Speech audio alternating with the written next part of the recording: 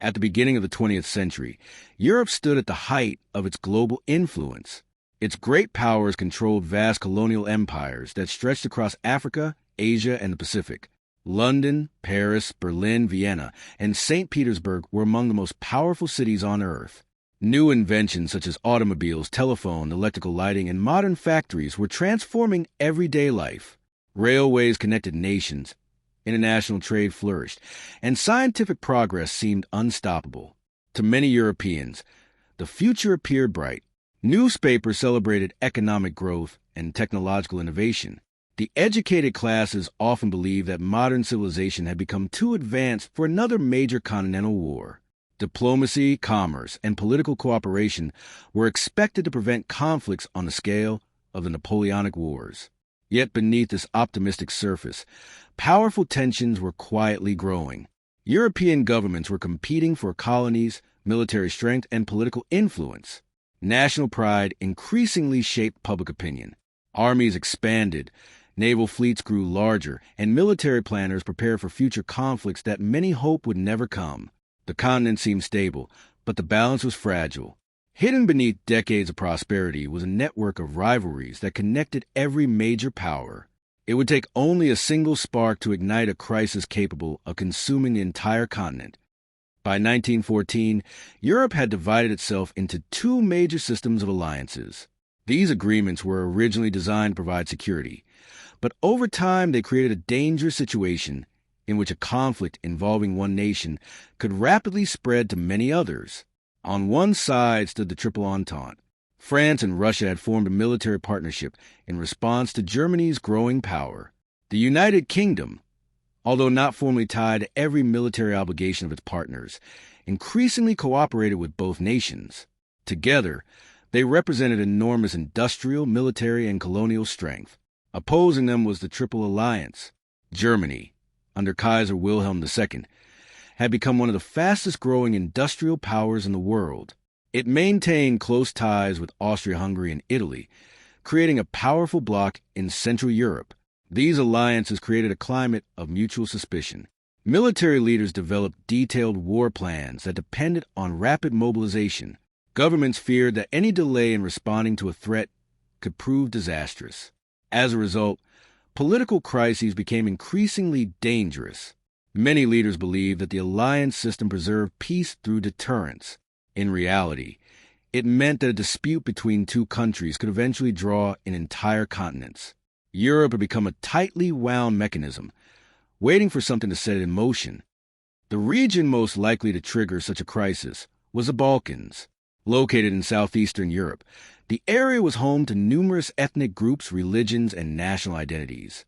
For centuries, much of the region had been controlled by large empires, particularly the Ottoman Empire and Austria-Hungary. As the Ottoman Empire weakened during the 19th century, nationalist movements gained strength. Many people sought independence, while others dreamed of uniting with neighboring populations that shared the same language or cultural heritage. Serbia emerged as one of the strongest advocates of South Slavic unity. Many Serbian nationalists believed that Slavic populations living under Austro-Hungarian rule should eventually join a larger Serbian-led state. Austria-Hungary viewed these ideas as a direct threat. The empire governed a vast collection of ethnic groups and feared that nationalism could tear it apart from within. As tensions increased, the Balkans became one of the most unstable regions in Europe. Diplomats often referred to it as the powder keg of Europe, a place where a single incident could trigger consequences far beyond the region itself. At the center of the coming crisis stood Archduke Franz Ferdinand, the heir presumptive to the throne of Austria-Hungary. Born into one of Europe's oldest ruling dynasties, Ferdinand was expected to one day lead an empire that stretched across much of Central and Eastern Europe. Unlike some members of the imperial court, Franz Ferdinand understood that the empire faced serious internal challenges. Austria-Hungary was home to Germans, Hungarians, Czechs, Slovaks, Croats, Serbs, Romanians, Ukrainians, and many other ethnic groups. Nationalist movements were growing stronger each year, threatening the stability of the monarchy. Some historians believe that Ferdinand favored reforms that could have granted greater autonomy to various ethnic groups within the empire. Ironically, These ideas may have made him less hostile towards Slavic populations than many other officials in Vienna. In June 1914, the Archduke planned an official visit to Sarajevo, the capital of Bosnia and Herzegovina, a territory annexed by Austria-Hungary only a few years earlier. The date chosen for the visit was June 28th. For many Austrians, it appeared to be an ordinary official engagement. For many Serbian nationalists, however, the date carried deep historical and emotional significance. It commemorated the Battle of Kosovo of 1389, an event deeply rooted in Serbian national identity. Despite security concerns, preparations for the visit continued. As the Archduke prepared for his visit, a small group of young conspirators was planning something extraordinary. Several of them were associated with nationalist movements that opposed Austro-Hungarian rule in Bosnia. They were inspired by the idea of unifying South Slavic peoples and believed that dramatic action was necessary to advance their cause. Among these young men was Gavrilo Princip, a 19-year-old Bosnian Serb. Like many others of his generation, Princip had grown up in an environment shaped by nationalism, political unrest, and resentment toward imperial authority. The conspirators received weapons and support through underground networks connected to Serbian nationalist circles. Their mission was simple in theory, but incredibly dangerous in practice: assassinate the heir to the Austro-Hungarian throne during his visit to Sarajevo. They positioned themselves along the route that Ferdinand's motorcade would follow through the city. Each conspirator understood that failure was possible. Most expected to be arrested or killed if they carried out the attack. Yet they believed they were participating in an event that could change history. None of them could have imagined how far-reaching the consequences would become. On the morning of June 28, 1914, Archduke Franz Ferdinand and his wife Sophie entered Sarajevo. Crowds gathered along the streets as the motorcade moved through the city. Security arrangements existed, but by modern standards they were remarkably limited. As the vehicles advanced, one of the conspirators stepped forward and threw a bomb toward the Archduke's car. The device missed its intended target. Instead, it bounced off the vehicle and exploded beneath another car farther back in the procession. Several people were injured, but Franz Ferdinand escaped unharmed. The failed attack created confusion and panic. Authorities immediately began searching for those responsible. Remarkably, the Archduke decided to continue with much of his scheduled program. The decision surprised many observers. A direct assassination attempt had already occurred. Yet the visit was not immediately canceled. For a brief moment, it appeared that the crisis had been avoided. History, however, was about to take a very different turn. After completing part of his schedule, Franz Ferdinand decided to visit those who had been injured in the bombing. To reach the hospital, the motorcade needed to follow a revised route through Sarajevo. However, a communication error occurred. One of the drivers followed the original route instead of the updated instructions. When officials realized the mistake, the vehicle slowed and attempted to reverse. By an extraordinary coincidence, the car stopped only a few feet away from Gavrilo Princip. Princip had believed the mission had failed. He was standing near a shop when the Archduke's vehicle suddenly appeared directly in front of him. The opportunity was completely unexpected. Without hesitation, Princip stepped forward. Within moments, events would unfold that would alter the course of the 20th century. Gavrilo Princip drew his pistol and fired. 2 shots rang out across the street. One bullet struck Archduke Franz Ferdinand. The other struck his wife Sophie. Both suffered fatal wounds. Witnesses immediately realized the seriousness of what had happened. Chaos spread through the surrounding area as officials rushed to respond. The Archduke and Sophie were transported away, but neither survived. News of the assassination quickly spread beyond Sarajevo. Newspapers across Europe reported the shocking event. At first, many observers viewed the attack as a tragic but localized political assassination. Europe had witnessed similar incidents before. Few people understood that this particular event would trigger one of the greatest catastrophes in modern history. Within weeks, governments would issue ultimatums, mobilize armies, and declare war. The gunshots fired on a Sarajevo street would soon echo across the entire world. The assassination immediately created a diplomatic crisis unlike anything Europe had experienced in decades. Leaders in Vienna were outraged. To many officials within the Austro-Hungarian government, The attack was not merely the act of a young extremist. They believed it reflected a broader threat coming from Serbian nationalism and, potentially, from elements within Serbia itself. Investigators worked quickly to uncover the connections behind the plot. Evidence suggested that some of the conspirators had received assistance through networks linked to Serbian nationalist organizations. Although the Serbian government denied responsibility, suspicion spread rapidly throughout the Austro-Hungarian leadership. In Vienna, influential political and military figures argued that Serbia had to be punished. They feared that failing to respond decisively would encourage nationalist movements throughout the empire. At the same time, European diplomats attempted to assess the situation. Many hoped the crisis could still be contained through negotiations. However, behind closed doors, military leaders were already discussing possibilities that went far beyond diplomacy. The assassination had created an opportunity for long-standing political tensions to surface. What began as a criminal investigation was gradually transforming into an international confrontation. The question facing Europe was no longer who had fired the shots in Sarajevo. The question had become how far the great powers were willing to go in response.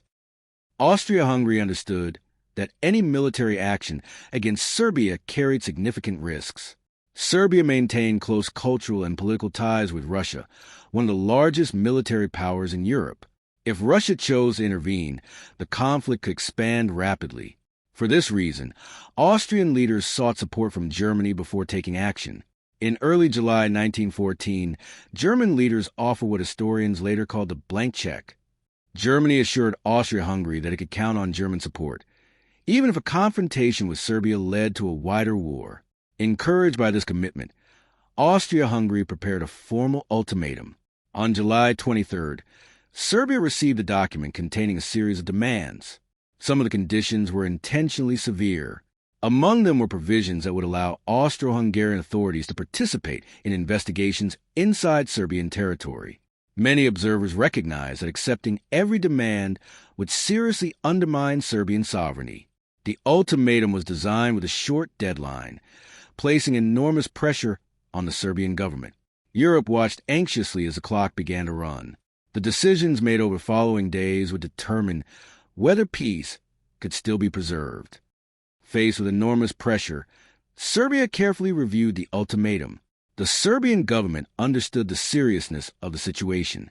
Its leaders knew that rejecting the demands outright could provide Austria-Hungary with a justification for war. As a result, Serbia accepted most of the conditions presented in the document. However, it rejected certain provisions that would have allowed foreign officials to operate within its legal and investigative systems. Serbian leaders argued that these demands violated national sovereignty. From the perspective of many international observers, Serbia's response appeared remarkably conciliatory. Several diplomats believed the reply provided a basis for continued negotiations. Yet in Vienna, attitudes had hardened. Many political and military leaders had already concluded that military action was necessary. The assassination in Sarajevo had become more than a diplomatic dispute. It was now viewed as an opportunity to eliminate what Austria-Hungary perceived as a growing strategic threat. Despite last-minute efforts by diplomats across Europe, momentum was moving steadily toward conflict. The possibility of a peaceful resolution was becoming increasingly remote. On July 28, 1914, exactly 1 month after the assassination, Austria-Hungary declared war on Serbia. The decision marked the beginning of a chain reaction that would soon engulf Europe. Russia, determined to support Serbia, began mobilizing its armed forces. German leaders viewed Russian mobilization as a direct threat. Their military planning relied heavily on speed, and they believed they could not afford to wait. In response, Germany declared war on Russia.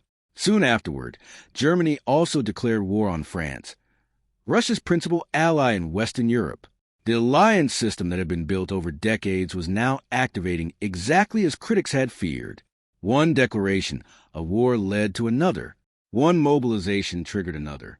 Political leaders who had once believed they could control events increasingly found themselves reacting to forces they no longer fully controlled. The crisis that began in Sarajevo was rapidly becoming a continental conflict, and Europe was moving toward a war unlike anything it had experienced before. As the first weeks of the conflict unfolded, many Europeans still believed the war would be short. Throughout history, major wars between European powers had often been decided within months. Military leaders, politicians, and ordinary citizens expected a similar outcome in 1914. In capitals across the continent, crowds gathered in public squares. Newspapers printed patriotic headlines. Young men volunteered for military service in large numbers, convinced that they would participate in a brief campaign before returning home. Many soldiers marched toward railway stations with confidence and enthusiasm. Families waved goodbye, expecting reunions within a matter of weeks. Military planners shared this optimism. Germany's Schlieffen Plan was designed to defeat France quickly before turning east against Russia. French leaders believed their own offensive strategies would deliver rapid victories. Across Europe, governments assumed that modern industrial warfare would produce decisive results. Few understood how dramatically technology had changed the nature of combat.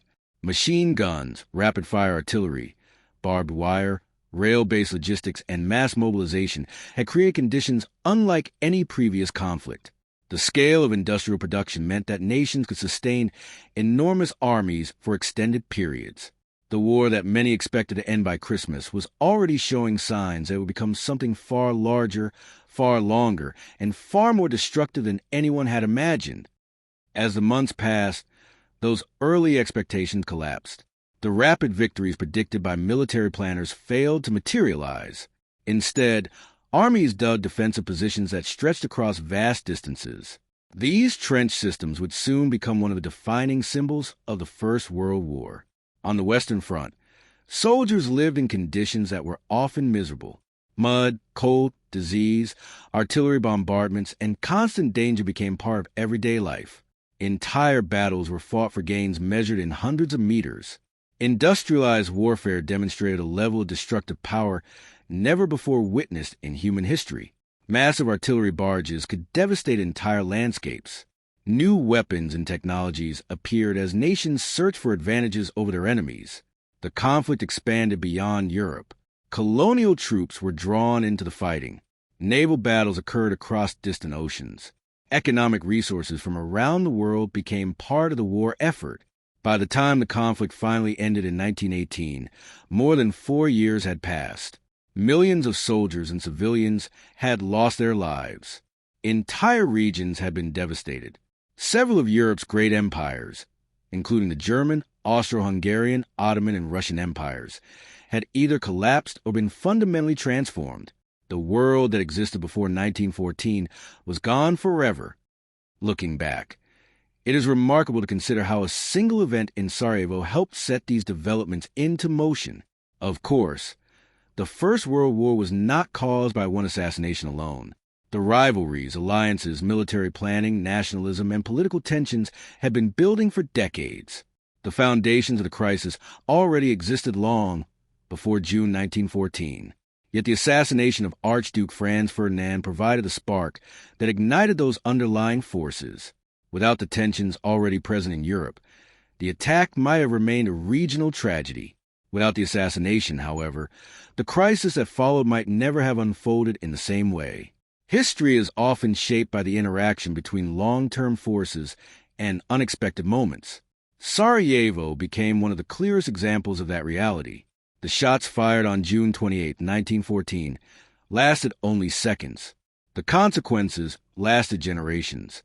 They reshaped borders, toppled empires, altered political systems, and transformed the lives of hundreds of millions of people. More than a century later, the assassination in Sarajevo remains one of the most important turning points in modern history. It was a moment when a fragile peace collapsed and the modern world entered one of its darkest chapters.